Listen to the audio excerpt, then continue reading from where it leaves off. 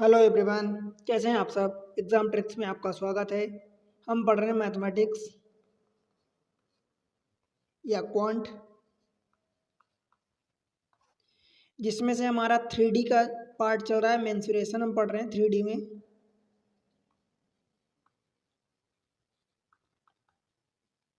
Mensuration का मतलब हिंदी में बोलते हैं इसको क्षेत्र मिति, राइट। तो मेंसुरेशन में एक्चुअली 2D और 3D दोनों होता है। तो 2D का पार्ट हम ऑलरेडी पहले ही कंप्लीट कर चुके हैं, जिसकी सेपरेट प्लेलिस्ट बनी है, आप वहाँ से पढ़ सकते हैं, राइट। 3D में हम क्या क्या पढ़ चुके हैं देखो। 3D में हम क्यूब पढ़ चुके हैं, क्यूबॉइड पढ़ चुके हैं और सिलेंडर पढ़ चुके हैं,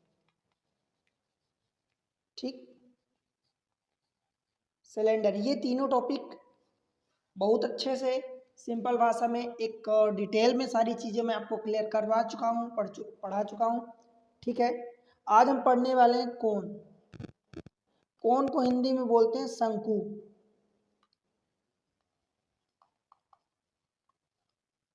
राइट। कोण, अब एक्चुअली कोण क्या होता है। कोण मीन्स शंकु। देखो भाई, पहले मैं आपको बता दूं कि 3D और 2D ये टॉपिक इतने इंपॉर्टेंट होते हैं कि ऐसा कोई सा भी कम्पिटेटिव एग्जाम नहीं जिसमें इनके क्वेश्चन ना आए, ठीक है। तो आप किसी भी एग्जाम की तैयारी कर रहे हैं तो नो डाउट आप इनको फॉलो करें, बहुत अच्छे से देखें, थोरोली देखें, राइट। देखो, कौन होता कैसे है। जैसे मान लो कि ये हमने बना दिया एक सर्कुलर बेस, यहाँ से इसको इसके बीचों बीच एक हमने लाइन ड्रा करी, एक यहाँ से हमने एक ये बनाया और ये बनाया यहाँ से एक्चुअली, ठीक।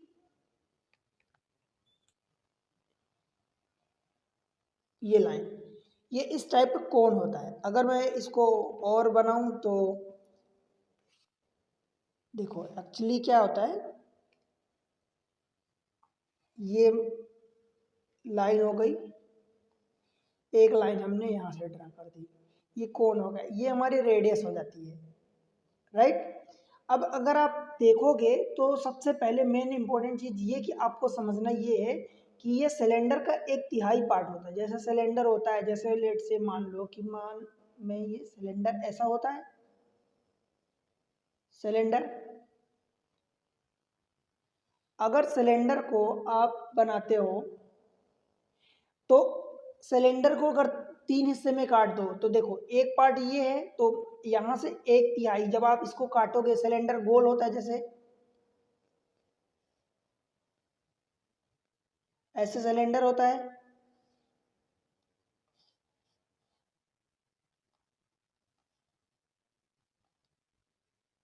इस टाइप का कुछ,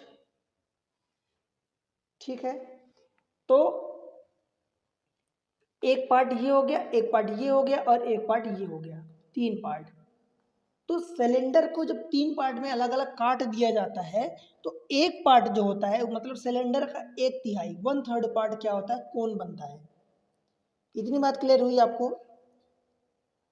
तो जब भी सिलेंडर का, जैसे मैं अगर बात करूं सिलेंडर का वॉल्यूम, तो क्या होता है पाई आर स्क्वायर एच।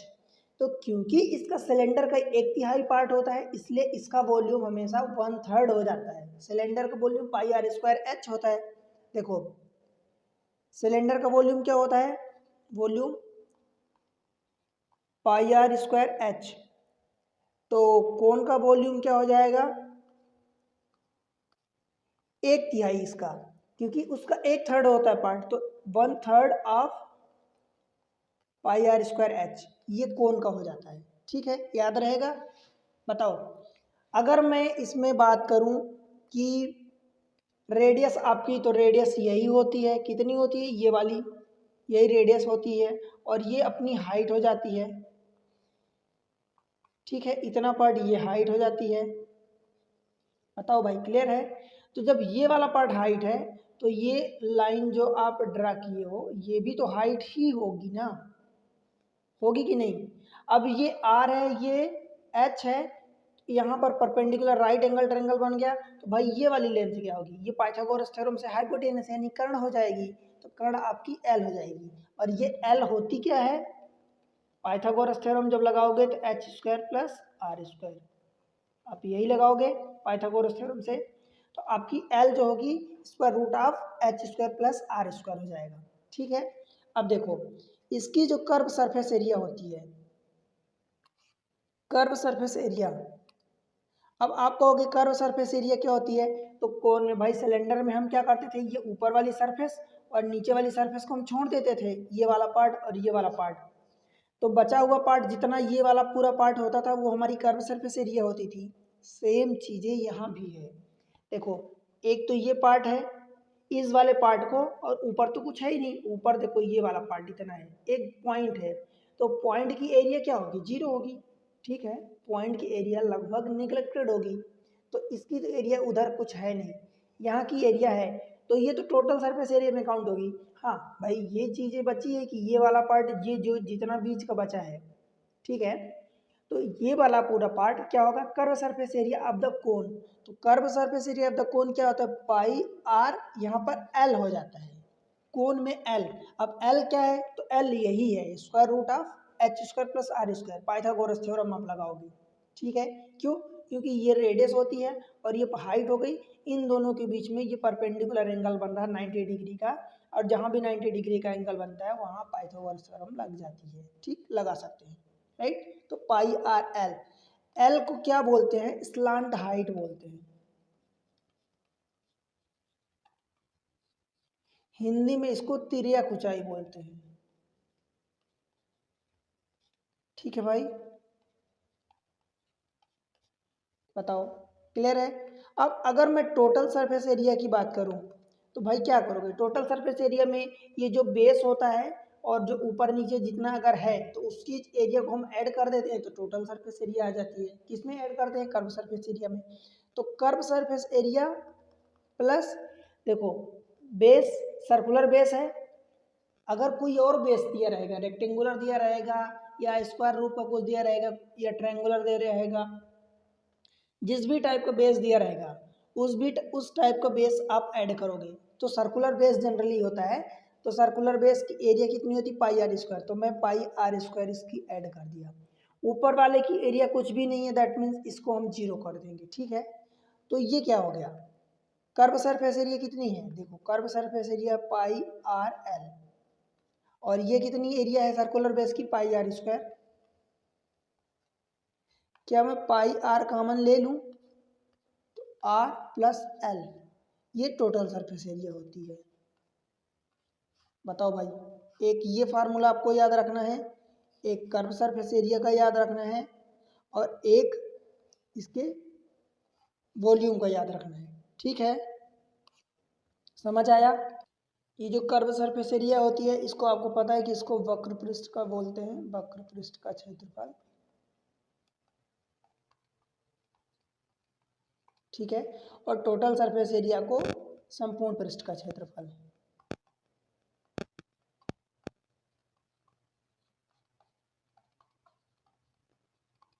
ठीक है, क्लियर है इतनी चीज़ें। तो क्या आपको कोन के फार्मूले याद हो गए, बताओ। अगर कोन के फार्मूले याद हो गए हों तो आप बताओ। देखो कोन को अगर मैं ऐसे बात करूं, एक्चुअली ये उल्टा बनेगा, ऐसा कुछ होता है, आप समझ लो। तो मैं अगर इस चीज़ की बात करूं कि ये हाइट, तो भाई ये हाइट कितनी हो जाएगी, h हो जाएगी, ये जो रेडियस है ये रेडियस r हो जाएगी। ठीक है, अब क्योंकि यहाँ 90 डिग्री का एंगल बनता है, ये हमारा r है, ये हमारा h है। ठीक है, तो ये वाली हमारी l कितना हो जाएगा, पाइथागोरस लगाओगे तो R square plus H square. Clear है, क्योंकि L square is equal to R square plus H square, ये पाइथागोरस थ्योरम आप जानते हो। तो एल की वैल्यू जब निकालोगे तो वही हो जाएगा, R square, I am sorry, R square plus H square. बताओ भाई, क्लियर है। हमने कर्व सरफेस एरिया क्या निकाली, pi r l. Total surface area क्या निकाली हमने, pi r into r plus l. देखो मैं दोबारा इसलिए लिख रहा हूँ ताकि आपको याद हो जाए। क्लियर है। वॉल्यूम हमने क्या निकाला, क्योंकि ये वॉल्यूम देखो, अब आप अगर ड्रा करते हो तो एक लाइन ये मारोगे, एक लाइन ये मारोगे, ठीक है। तो ये एक्चुअली होगा क्या होगा भाई, ये जब इसको आप ऐसे ड्रा करोगे तो एक पार्ट ये हो गया, दूसरा पार्ट ये दोनों मिला के ये हो गया और तीसरा पार्ट ये हो गया। तो तीन पार्ट में से एक पार्ट की जब हम वॉल्यूम निकाल रहे हैं तो भाई टोटल, तो अगर पूरा तीनों को कंसिडर करेंगे तो वो तो सिलेंडर हो जाएगा, और सिलेंडर का होता है पाई आर स्क्वायर एच होता है वॉल्यूम। तो उसका एक तिहाई ले रहे हैं, कौन एक तिहाई ले रहे हैं तो कौन बन जाता है, तो भाई एक तिहाई हमने कर दिया। यही तो मैं बताया हूँ कि आपको यही तीन फार्मूले याद रखने हैं। बताओ इतनी चीज़ें क्लियर हुई क्या? अब देखो, अगर यहाँ पर बेस एरिया कुछ और दे दे, मान लो ये बेस एरिया हमने क्या निकाला, ये वाला बेस एरिया सर्कुलर है तो हमने इसकी एरिया पाई आर स्क्वायर निकाली। अगर कुछ और देता तो कुछ और होती, ठीक है, क्लियर है। अब मैं आपको एक चीज़ बता देता हूँ, आपने ट्रिपलेट्स का नाम सुना होगा। ट्रिपलेट्स की दरअसल ज़रूरत हर जगह पड़ती है। ट्रिपलेट्स क्या होता है? ट्रिपलेट्स हाइपोटेनस में जहाँ पाइथागोरस थ्योरम लगती है, जिन नंबर्स में पाइथागोरस थ्योरम लगती है उसको ट्रिपलेट्स बोलते हैं, क्लियर है।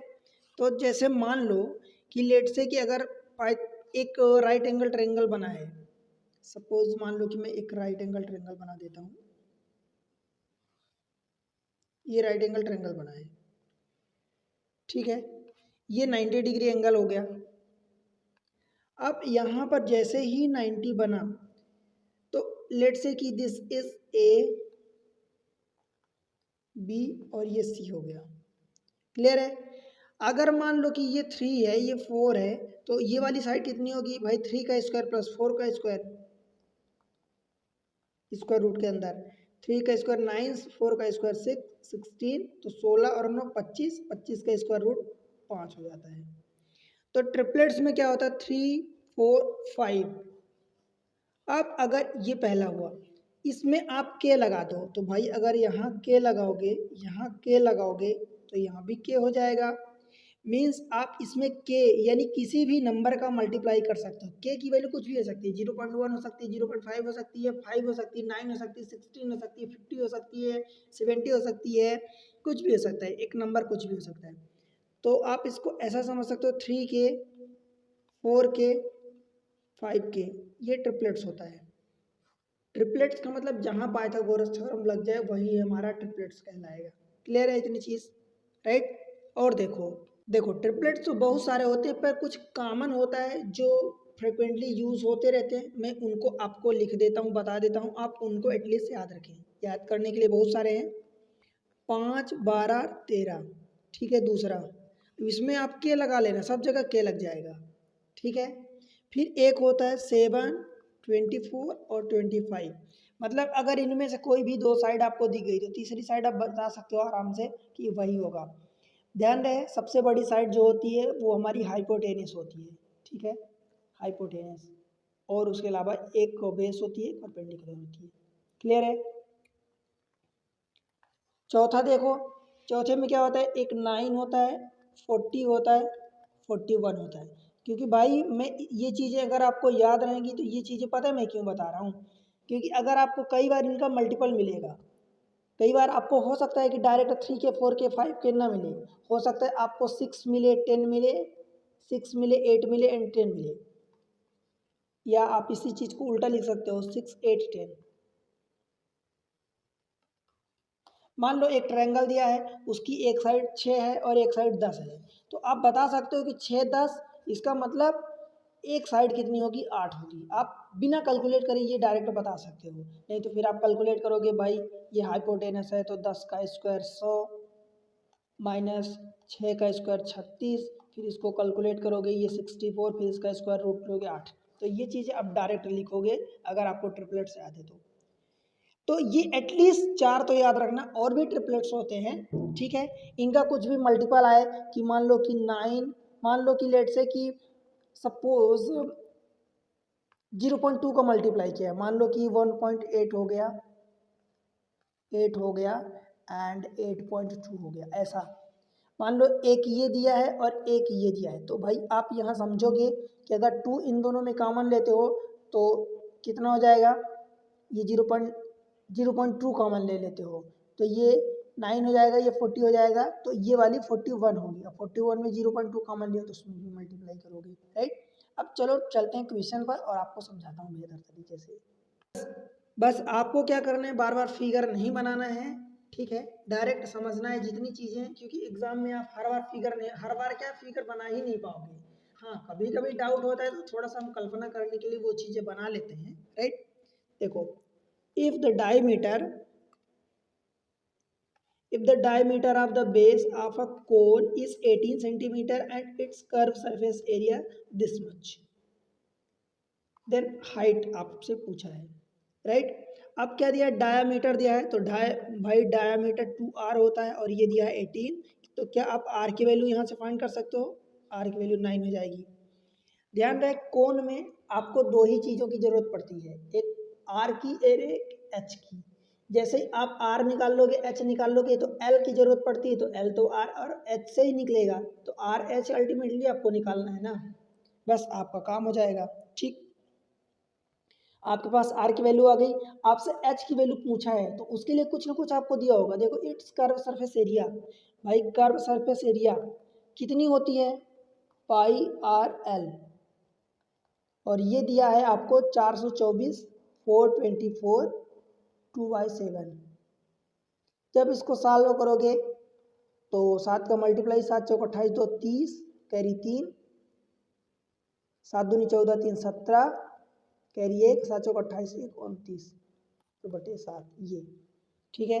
पाई की वैल्यू 22/7, आर की वैल्यू कितनी दी है, देखो 9, और एल की वैल्यू आप अभी ऐसे ही लिख दो, ठीक है, बराबर ये 2970 डिवाइडेड बाई 7, ये 7 और ये 7 कट जाएगा, 11 से काटोगे तो 11 दूनी 22 और 11 दूनी 22, 7 बचेगा तो 77, 11 7 77, ये 0। अब ये देखो 9 दू आप काट सकते हो, तो 9 त्रिक 27, 30 हो गया, 2 से काटोगे तो 15, तो एल की वैल्यू 15 आ गई, ठीक है।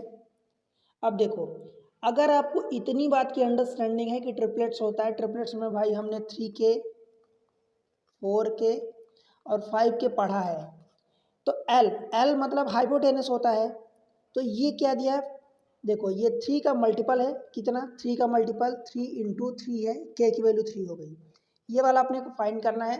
एल की वैल्यू मीन्स हाइपोटेनस आपको दिया है 15, 15 को मतलब आप 3 इंटू 5 लिख सकते हो, तो ये के की वैल्यू है, ये के की वैल्यू है, मतलब 3 5, और ये सॉरी ये के की वैल्यू ये है, ठीक है।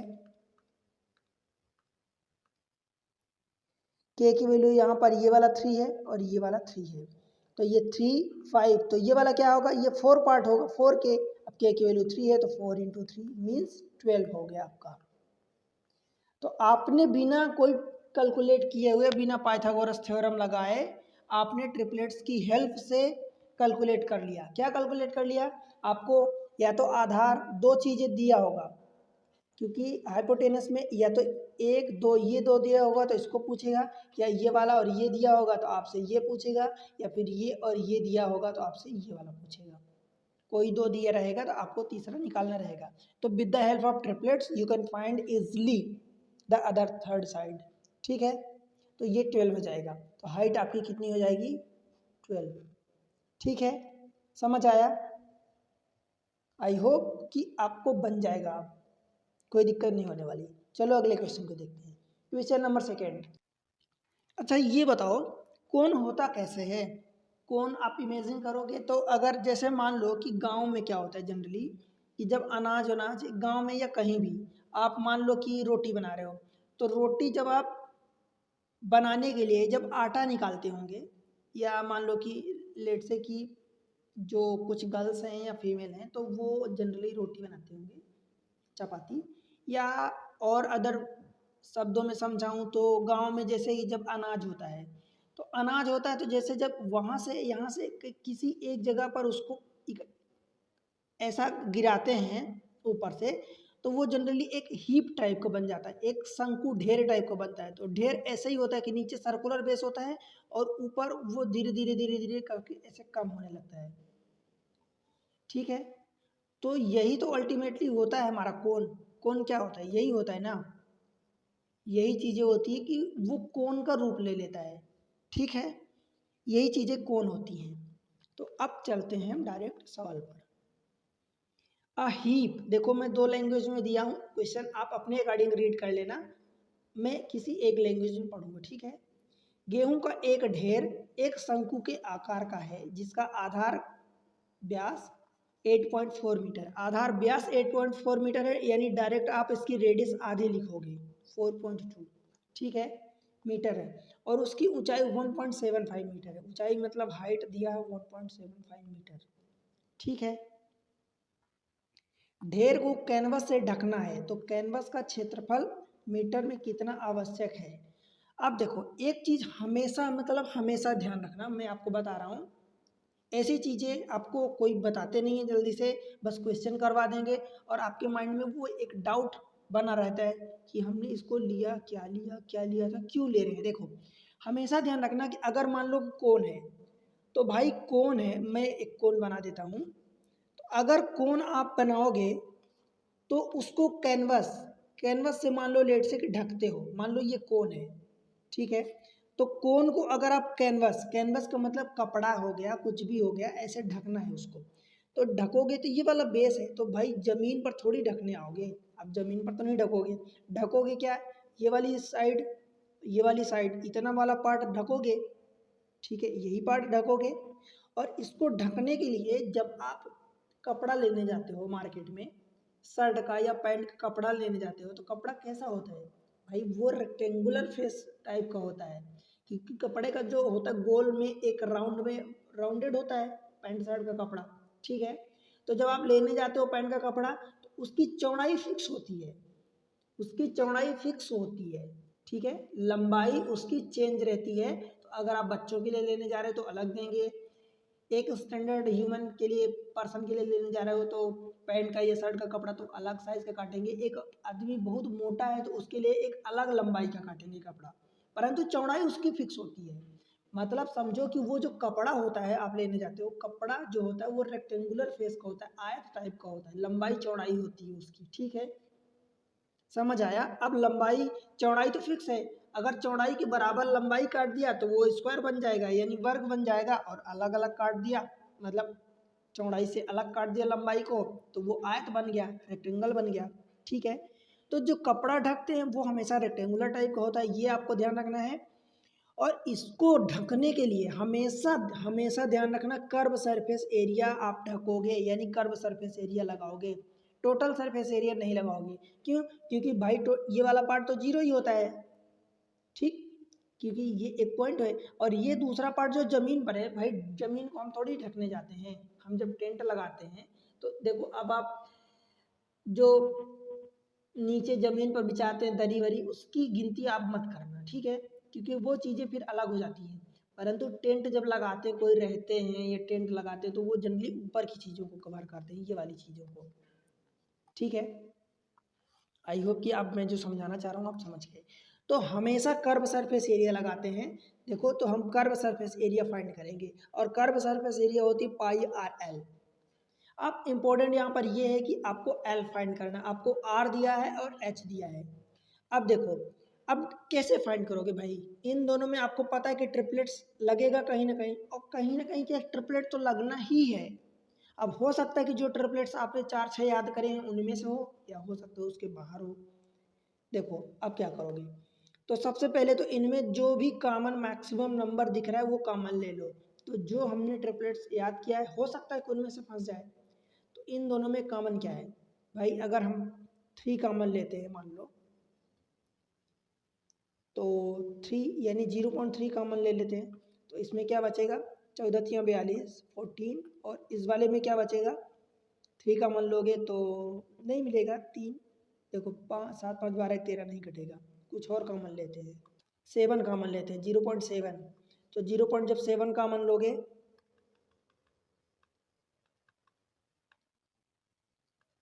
0.7, तो इधर क्या बचेगा 7×6 42 यानी ये वाला 6 हो गया, और इधर कितना बचेगा, नहीं 0 नहीं होगा, 7 एकम 7, 7 दूनी 14, 3 बचा 7 बचा 35, अभी और भी कॉमन है कुछ भी नहीं कॉमन है, ठीक। ये होगा 2.5, ठीक है। इतनी चीज़ क्लियर है। अब इसमें कुछ और मिल रहा है, देखो अभी इधर डेसिमल है तो एक काम करते हैं कि हम 0 पॉइंट कुछ और कॉमन मिल रहा है क्या, इसको अगर डेसिमल से हमें हटाना है तो एक काम करता हूँ, 2 का मल्टीप्लाई कर देता हूँ और 2 का डिवाइड कर देता हूँ।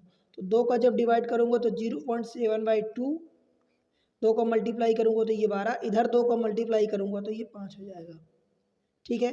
दैट मीन्स कि आपने निकाल लिया कि ये 0.35 और ये 5 और 12। अभी यहाँ आर्डर से मतलब नहीं है, एक्चुअली हम छोटा बड़ा ऐसा समझ रहे हैं कि हमारे पास 5, 12 और 13 का ट्रिपलेट्स होता है, ठीक है। तो आप समझ लो कि 5 के, 12 के, 13 के, मतलब 2 साइड आपको छोटी वाली दे दी है। अल्टीमेटली हमें एल निकालना होता है। देखो हमारे पास एल की ज़रूरत होती है हमें, तो एल निकालना होता है। एल 13 हो गया, तो एग्जैक्टली 13 नहीं होगा, 13 में 0.35 का मल्टीप्लाई होगा, समझ आया। ये आप एल निकालोगे तो एल इज इक्वल टू क्या होगा, 13 इंटू 0.35।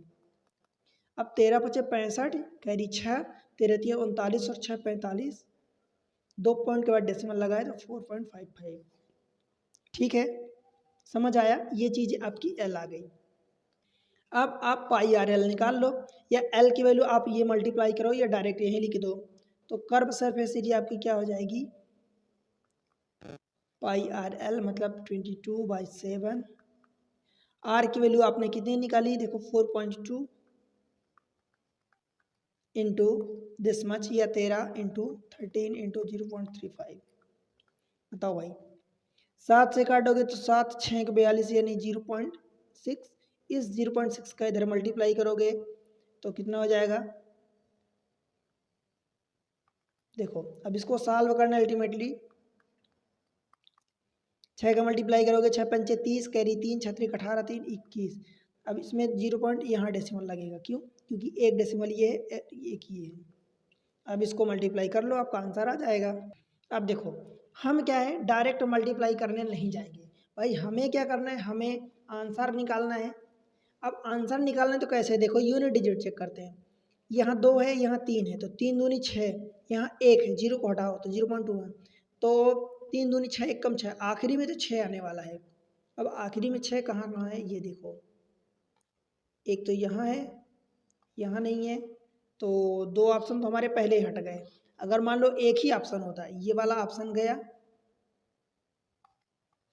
एक ये वाला गया, एक ये ऑप्शन चला गया और एक ये ऑप्शन चला गया, ये और ये दोनों होल्ड पर हैं, ठीक। अब देखो आपको समझना ये है कि इसका मल्टीप्लिकेशन क्या होगा। 13, 21 और 22 का मल्टीप्लाई कितना होगा, 21 और 22, 21 का स्क्वायर कितना होता है 441, तो 441 में 21 और जोड़ दो तो 462 इंटू ये 13। अब यहाँ पर 2 पॉइंट के बाद डेसिमल है, 0 का अगर हटाओगे तो यहाँ पर डेसिमल लगेगा, ठीक है। तो मैं इस 6 को हटा रहा हूँ यहाँ से,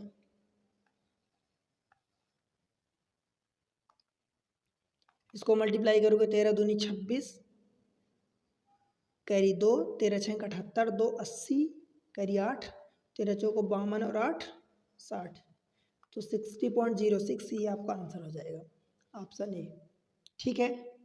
बन जाएगा, समझ आया। एक्चुअली मैं यहाँ पर ट्रिपलेट्स आपको समझा रहा हूँ, तो ट्रिपलेट्स को आपको समझना है। डायरेक्ट आप इन दोनों में जो भी नंबर दिया है, आर और एच जो भी दिया है, उनमें जो भी कॉमन आपको मिल सकता है, मैक्सिमम चीज़ें वो ले लो। बस ये ध्यान रहे, क्योंकि हमने जो ट्रिपलेट्स याद किया वो कोई डेसिमल में याद नहीं किया, हमने 3, 4, 5 याद किया है, या 5, 12, 13 याद किया है, ठीक है। इस तरीके से हमने ट्रिपलेट्स याद किया है, 7, 24, 25 याद किया है, राइट। तो हमने कोई डेसिमल वाली चीज़ें याद नहीं करी है। तो हमारे अंदर जो ट्रिपलेट्स का मेन पार्ट होना चाहिए वो डेसिमल में नहीं होना चाहिए।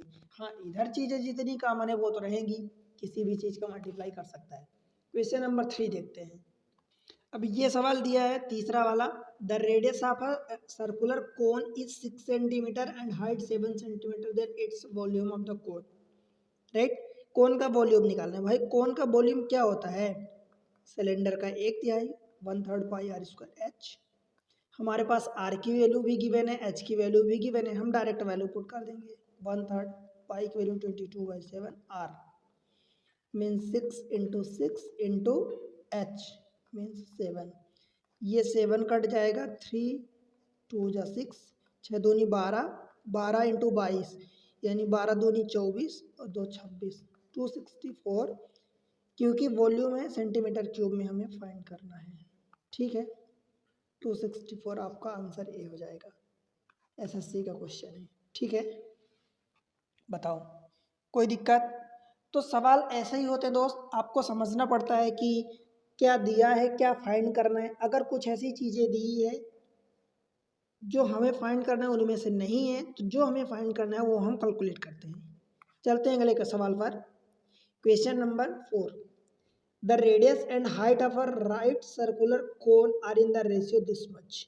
रेडियस एंड हाइट इस रेशियो में दी है, तो क्या अगर हम इनकी वैल्यू पुट करें, एग्जैक्ट वैल्यू ले, तो ये 3x में इसको मान लेता हूँ और इसको 4x। ठीक है, बताओ समझ आया? If it's curve surface area this much. अब देखो कर्व सरफेस एरिया दिया है, एक्चुअली ये हमें x की वैल्यू फाइंड करना है। आप k मान लो, y मान लो, z मान लो, a b मान लो, जो भी मानना है वो मान लो।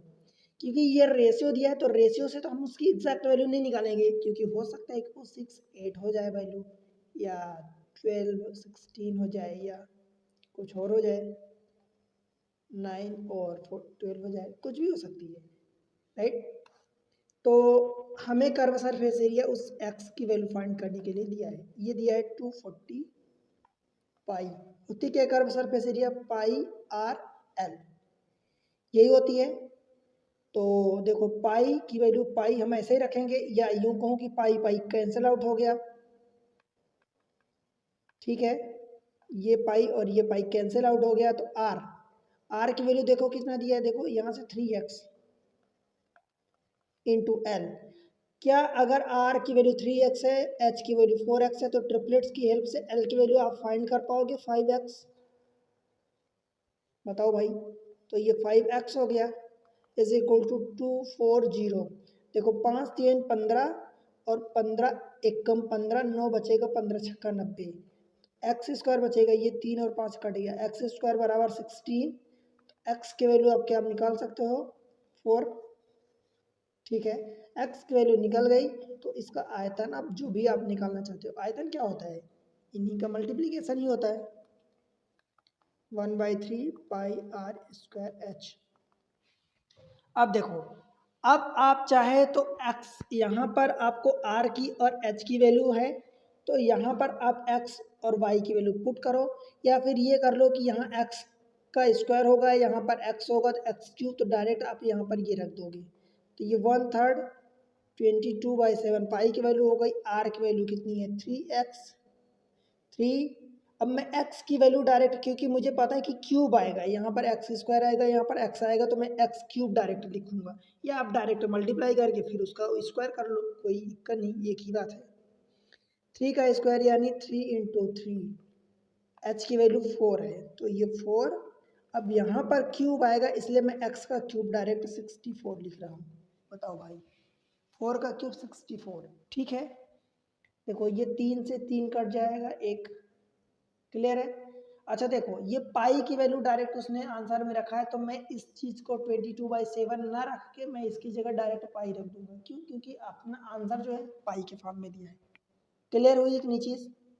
देखो ये क्या होगा, 3 चौको 12, अब 12 का मल्टीप्लाई इसमें करना होगा, तो 12 चौक 48, कैरी 4, 12 छः 72 और 4 76, और ये पाई 768 पाई। ठीक, ये वॉल्यूम हो जाएगा। बताओ भाई, समझ आया क्या? तो यही आपका आंसर होगा। कहीं भी आपको तनिक भी समझने में दिक्कत हो रही, आई होप कि अगर आपने स्टार्टिंग से लेक्चर देखा है तो आपको दिक्कत नहीं होगी। ठीक, चलते हैं अगले सवाल पर। Question number 5, ratio, the ratio of the height and its diameter. ध्यान रहे यहाँ पर रेडियस नहीं दिया, डायमीटर दिया है। Upper right circular cone is 6 5, तो height upon diameter means 2r बराबर 6/5। तो क्या आप h अपन r निकालोगे, तो ये 2 को ऊपर मल्टीप्लाई हो जाएगा, तो ये 12/5 ऐसा हो जाएगा।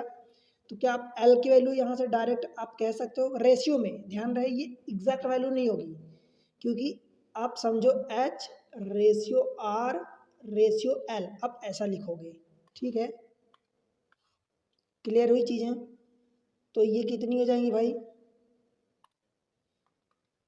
एच की वैल्यू देखो 12 है। आप आर भी पहले लिख सकते हो, आर रेशियो एच लिख सकते हो, कोई फर्क नहीं पड़ता, बस उसकी करस्पॉन्डिंग वैल्यू एच हमने पहले लिखा तो पहले एच की वैल्यू 12 लिखेंगे, ये 5 लिखेंगे। अब ये ट्रिपलेट की हेल्प से ये कितना हो जाएगा, एल की वैल्यू 13 हो जाएगी, क्योंकि एल जो होता है हमारा हाइपोटेनस यानी करंट होता है। ठीक, आगे क्या दिया, and its volume this much, what is slant height. भाई वॉल्यूम दिया है तो इसका मतलब आप इनका रेशियो दिया है तो आप x जो भी मानते हो तो x की वैल्यू निकालोगे। स्लांट हाइट तो आपने निकाल ली कि 13 का मल्टीपल ही होने वाला है। ठीक है, तो 13 का मल्टीपल अगर यहाँ पर देखो, एक तो ये नहीं है, ये नहीं, तो ये तो पहले ही हट जाएगी। अब ये हो सकता है अथवा ये हो सकता है। ठीक है, हम चेक कर लेते हैं एग्जैक्ट वैल्यू। देखो वॉल्यूम कितना दिया है भाई, 1/3 पाई आर स्क्वायर एच होता है। ठीक है, और ये दिए कितना है 2200 डिवाइडेड बाई 7, तो पाई की वैल्यू हम लिख देते हैं 1/3 22/7 आर स्क्वायर। अब देखो आर की वैल्यू हमने कितनी ली 5, तो 5 का स्क्वायर हम के मान रहे हैं, क्योंकि एक्स मानो के मानो जो भी मानो, तो चलो एक्स मान लेते हैं। तो 5 का स्क्वायर यानी 25 एक्स स्क्वायर होगा। एच, एच मतलब 12 एक्स बराबर 2200 डिवाइडेड बाई 7, ये वाला 7 कट जाएगा, 22 से 22 कट गया तो ऊपर कितना बचा 100 बचा। ठीक है, फिर कितना बचेगा 4, इसका देखो इसको 3 से काटोगे तो 3 चौका 12, ये 25 और ये 4, 25 चौका 100, तो ये 100 का 100 पूरा कट गया। अब बचा कितना देखो, एक्स स्क्वायर यहाँ बचा, एक्स यहाँ बचा, एक्स क्यूब हो गया। अब X cube is equal to इधर तो 1 बचा, कुछ भी नहीं बचा, डैट मीन्स एक्स की वैल्यू भी आपकी 1 ही आ गई। एक्स की वैल्यू जैसे 1 आपने पुट किया तो ये 12 ही हो जाएगा और ये 5 हो जाएगा और ये हमारा 13 हो जाएगा। तो यही 13 एल की वैल्यू ही ये आपका आंसर हो जाएगा, option C.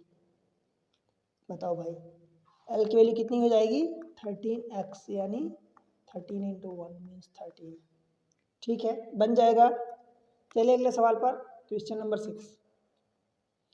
The area of a base of a right circular cone, the area of base यानी बेस की area of a right circular cone, right cone जो है उसकी सर्कुलर शेप है, area base is 81 pi and its height 12 centimeter. What is the curve surface area of the cone?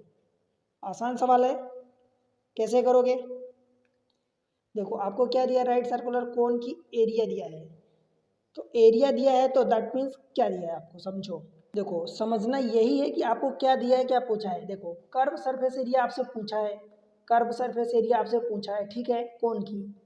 अब या तो base की एरिया दे सकता है, एरिया अगर दिया है तो देखो बेस की एरिया दे सकता है, ये टोटल सरफेस एरिया, तो भाई टोटल सरफेस एरिया तो दिया नहीं, बोला क्या है the area of base, base की एरिया दिया of a right circular cone, cone जो है जिसका बेस राइट सर्कुलर है उसकी एरिया दिया है, यानी सर्कुलर बेस की एरिया पाई आर स्क्वायर होती है, और ये दिया अपने को 81 पाई।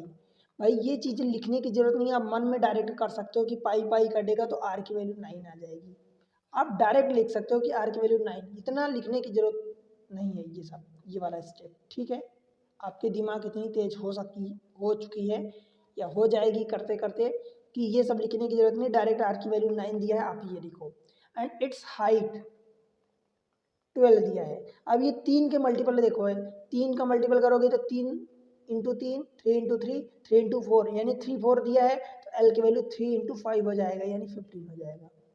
ठीक है, 15, आपने एल की वैल्यू निकाली 15। ठीक है, अब आपसे पूछा curve surface area, curve surface area होता पाई आर एल।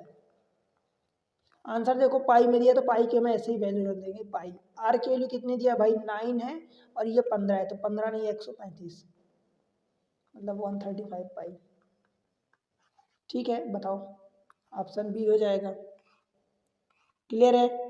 तो ये चीज़ें कि हर सवाल को आपको इतना लिखने की जरूरत नहीं है कि आप इतना सॉल्व करो, मैं समझा रहा हूँ इसलिए ये चीज़ें आपको लिख रहा हूँ, अदरवाइज मैं भी ऐसे ही करता, क्योंकि 81 पाई दिया है तो आप समझो कि आपको पाई आर स्क्वायर 81 दिया है, तो 81 पाई तो आपको आर की वैल्यू मिल गई, एच की वैल्यू ये दिया है पाई आर एल, मतलब पाई की वैल्यू आंसर उसी फॉर्म में दिया है, आर एल का मल्टीप्लाई करना मतलब 12 इंटू सॉरी 13 13 इंटू 9। ठीक है, बन जाएगा। चलो चलते हैं अगले सवाल पर। क्वेश्चन नंबर 6,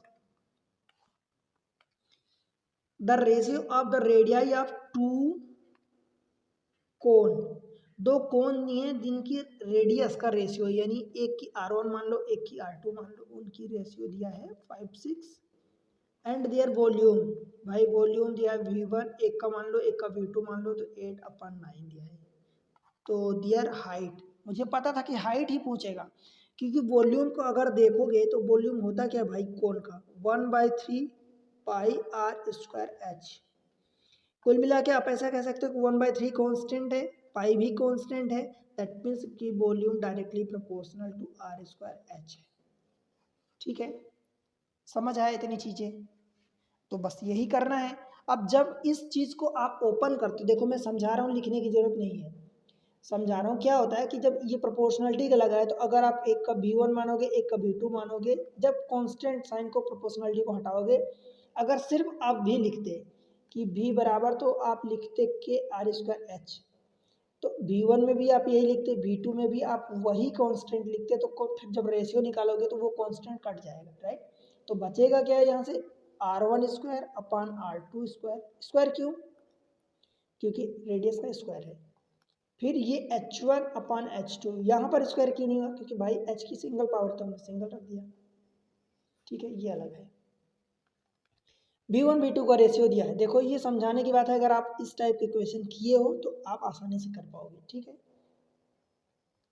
V1/V2 ये 8/9 दिया है।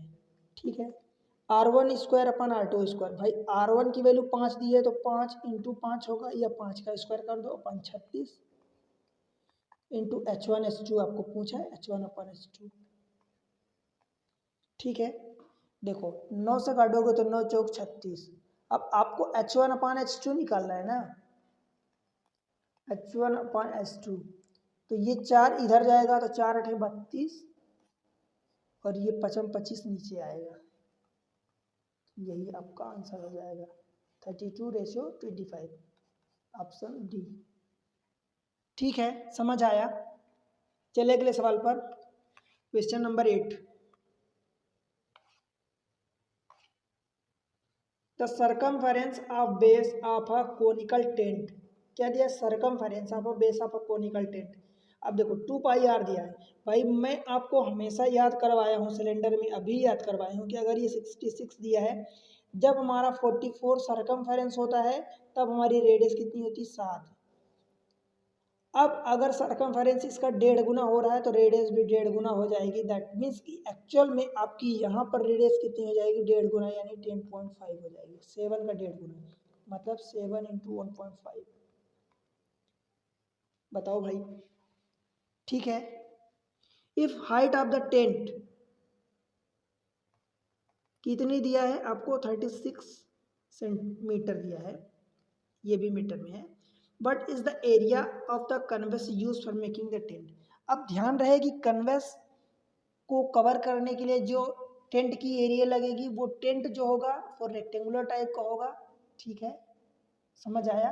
और आपको उसकी एरिया, कपड़ा जो होगा रेक्टेंगुलर टाइप का होगा, परंतु टेंट को कवर करना है तो टेंट के लिए कर्व सरफेस एरिया आप निकालोगे।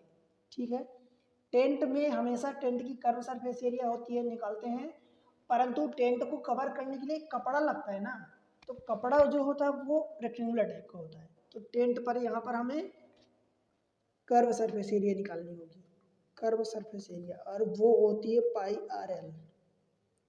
ठीक है, अब मुझे एक चीज आप बताओ, रेडियस आपकी 10.5 है, ये 36 है, भाई अब क्या करोगे? क्या आप L निकालोगे तो इसका स्क्वायर करोगे, ऐसा करोगे क्या?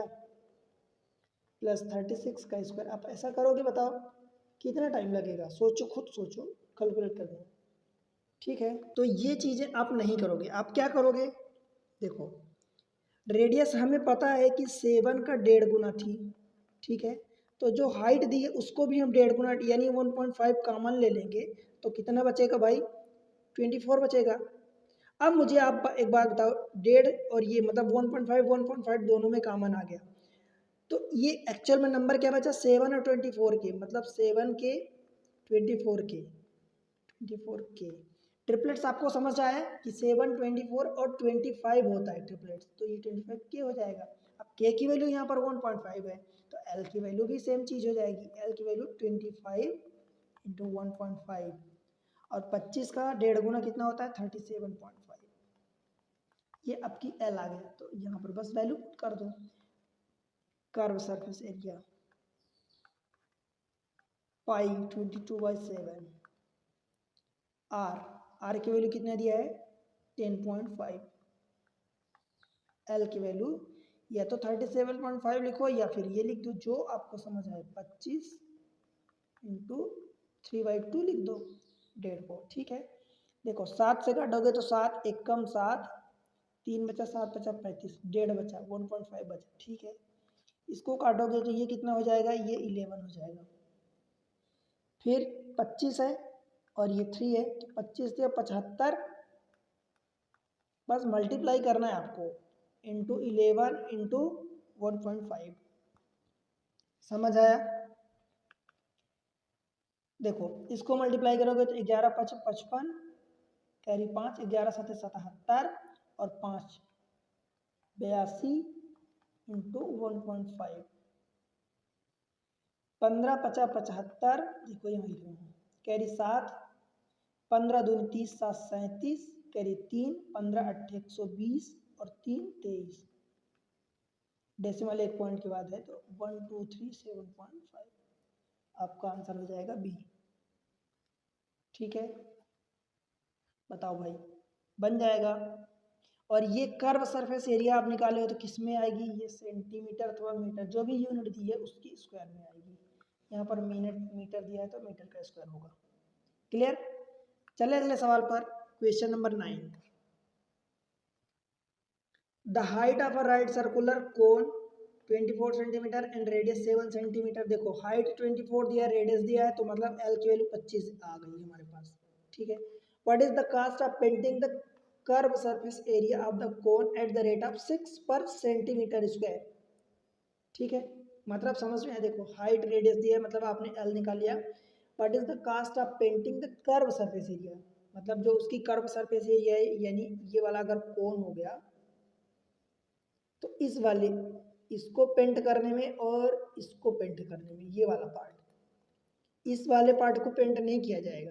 तो कर्व सरफेस एरिया को पेंट करने में कितना पैसा लगेगा, अगर 6 रुपये पर सेंटीमीटर के स्क्वायर से, यानी आप कर्व सरफेस एरिया निकालोगे और उसमें 6 का मल्टीप्लाई करोगे तो आपका आंसर आएगा।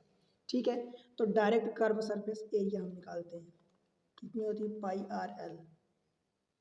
और मैं अगर रुपी की बात करूं तो उसमें इसमें 6 का मल्टीप्लाई कर दो, तो पाई की वैल्यू देखो मैं लिख रहा हूँ 22/7, आर की वैल्यू कितनी दिया है 7 सेंटीमीटर, एल की वैल्यू हमने निकाले 25 और कास्ट कितनी 6 रुपये पर सेंटीमीटर स्क्वायर। 7 7 कट गया, 25 छक्का कितना होगा 150, 150 यानी 15 और 0, तो एक 0 150 वाला है, और 15 दूनी 30, कैरी 3, 15 दूनी 30 3 33, यही आपका आंसर होगा, ये ₹RS आएगा। ठीक है, 3300, ऑप्शन बी। बताओ भाई, ठीक बन जाएगा। चलो अगले सवाल पर, question number 10। The height of a right circular cone is 5 centimetre and it's base radius is 12 centimetre. अब देखो 5 और 12, रेडियस 12 दे दिया है, हाइट दे दिया 5, तो 5 12 का ट्रिपलेट्स होता है 13। लेंथ आपकी मतलब एल जो हो जाएगी स्लैंट हाइट या तिर्यक ऊंचाई हमारी 13 आ गई। ठीक है, ये लिखने की जरूरत नहीं, मैं लिख दिया हूँ। ठीक, what is the curve surface area of the cone, curve surface area क्या होती है भाई, पाई आर एल, यही होती है पाई। देखो आंसर अपने को न्यूमेरिकल में निकालना है, मतलब हम 22/7 रखते हैं। आर की वैल्यू कितनी दिया 12, ठीक है, और एल की वैल्यू 13। क्लियर है? अब इसमें मुझे ऐसा क्यों लग रहा है कि कुछ गलत है, गलत ये है कि आपका आंसर ये जो है पाई है, और पाई जब इसको सॉल्व करोगे तो भाई डेसिमल में आएगा, और एक भी ऑप्शन डेसिमल में नहीं, दैट मीन्स कि ऑप्शन में पाई होना चाहिए। ठीक है, मैं करेक्ट कर रहा हूँ इसको, थोड़ा सा एडजस्ट करना। ये 132 पाई होगा, इसके साथ भी पाई होगा, इसके साथ भी पाई होगा और इसके साथ भी पाई होगा। तो जैसे इसकी वैल्यू आप पाई रखोगे तो पाई इंटू, अब 12 इंटू 13 ये कितना हो जाता है 13 156, दैट मीन्स कि 156 पाई आपका आंसर होगा। कलर दिख रहा है क्या, 156 पाई। आप कर्व सरफेस एरिया निकाल रहे हो तो ये जो भी यूनिट होगी, सेंटीमीटर अगर यूनिट है तो उसका स्क्वायर हो जाएगा। क्लियर है, ऑप्शन सी बनेगा। बताओ भाई। चलो अगले सवाल पर, question number 11, the height of cone is equal to its base radius, यानी h is equal to r, ये दे दिया है, and its volume is 72 pi. अगर h is equal to r दे दे तो l कितना होगा मुझे ये बता दो। r√2 होगा। क्यों? क्योंकि पाइथागोरस थ्योरम लगाओगे ना भाई, ये भी r है ये भी r है तो ये r√2 होगा। ठीक है, इतना हो गया। Curve surface area, curve surface area कितनी होती है, पाई आर एल। ठीक है, अब आंसर पाई के फॉर्म में दिया तो मैं पाई को ऐसे ही लिख देता हूँ। आर और एल का मल्टीप्लाई करना है, आर की वैल्यू तो आर ही है, एल की वैल्यू हमारी r√2, r√2। ठीक है, तो अल्टीमेटली क्या हो जाएगा, √2 r² और ये पाई।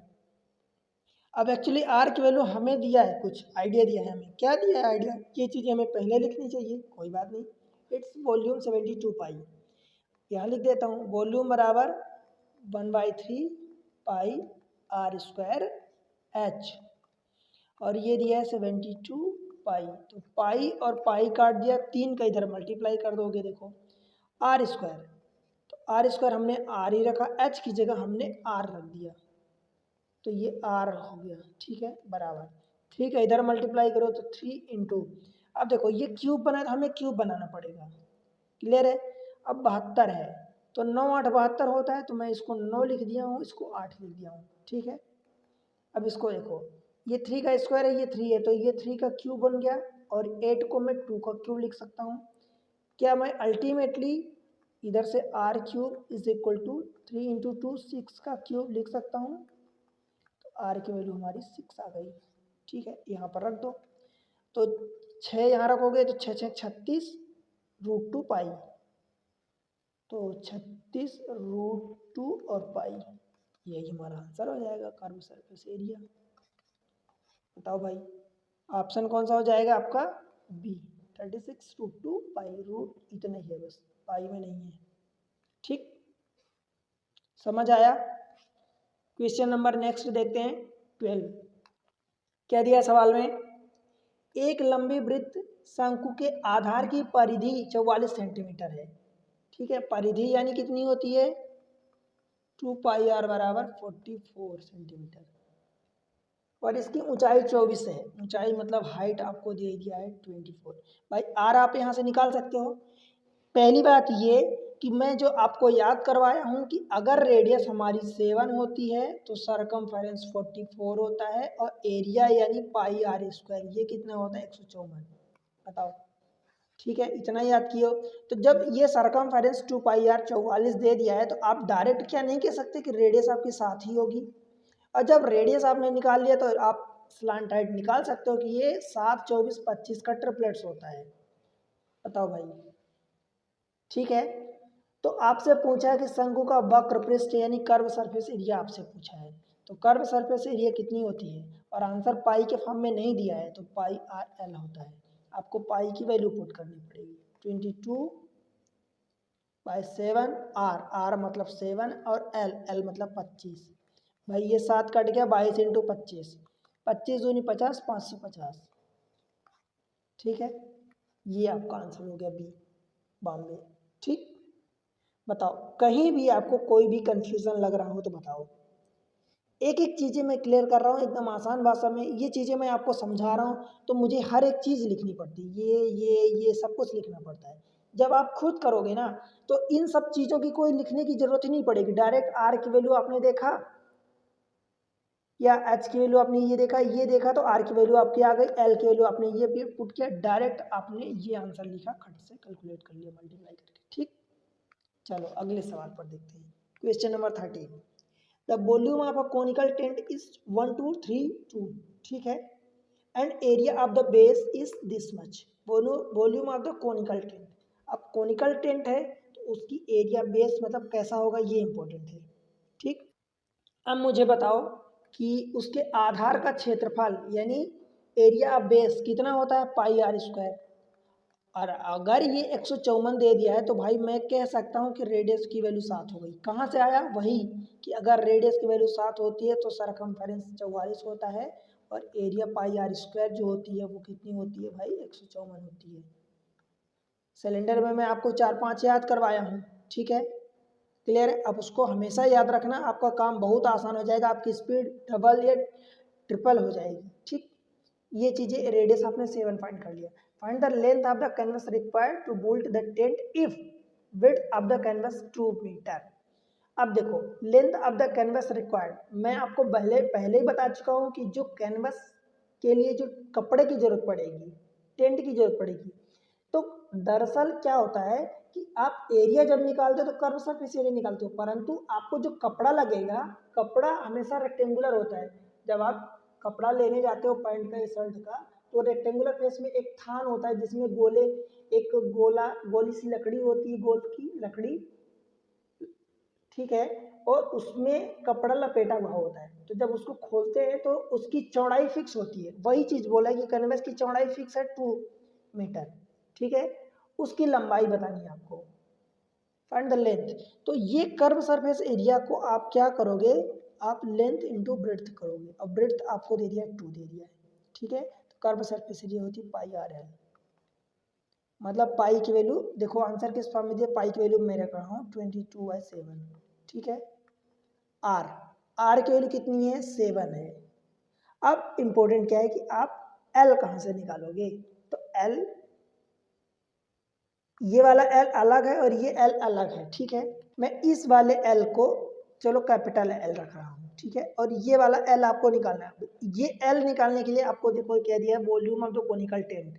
तो सबसे पहले तो आप उस एल को, स्मॉल एल को निकालो।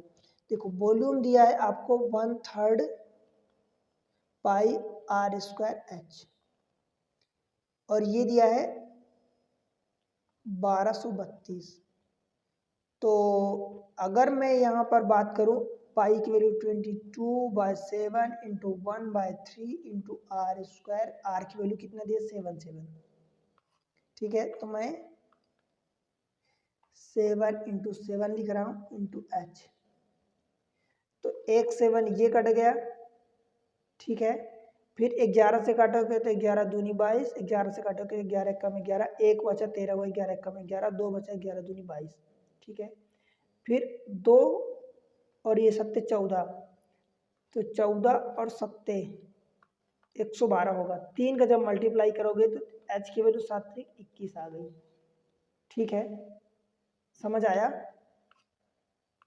अच्छा ये 8 होगा ना, 14 8 112, तो 8 होगा तो ये कितना हो जाएगा, 3 8 24, ठीक है। एच की वैल्यू आपकी 24 आ गई, आर की वैल्यू आपकी 7 है, तो भाई एल की वैल्यू आप कितनी होगी, 7 24 और 25 का ट्रिपलेट्स होता है, तो आपने एल की वैल्यू 25 निकाली। तो यहाँ पर ये जो आप वैल्यू पुट कर रहे हो, देखो मैं यहाँ लिख रहा हूँ,